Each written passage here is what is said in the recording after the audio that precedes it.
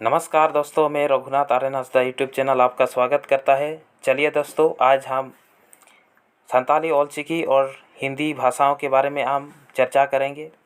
आप देख सकते हैं जो बाएं तरफ जो लिखा गया है उसको संताली ओल चिकी बोला जाता है और दाएं तरफ जो लिखा गया है उसको संताली से हिंदी अनुवाद किया गया है। आप देख सकते हैं जो बाएं तरफ लिखा गया है, सबसे ऊपर जो लाइन लिखा गया है उसके बारे में आज हम चर्चा करेंगे। पहले तो आप जो पहले लिखा गया सब अक्षरों को मैं कहना चाहूँगा। पहले तो लिखा गया है ओ, जो संताली में ओ लिखा जाता है उसको हिंदी में भी ओ लिखा जाता है। उसके बाद आता है ओत। ओत जो संताली में ओत लिखा जाता है उसको हिंदी में तो लिखा जाता है।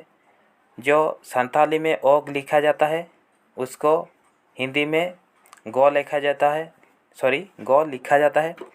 उसके बाद आता है ओंग, जिसको संताली में ओंग लिखा जाता है उसको हिंदी में भी ओंग लिखा जाता है। उसके बाद आता है ओल, जो संताली में ओल लिखा जाता है उसको हिंदी में लो लिखा जाता है।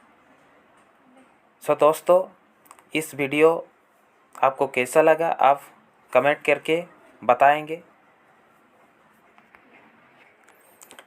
If you like the video, please subscribe my channel and press the bell icon for watching my next video.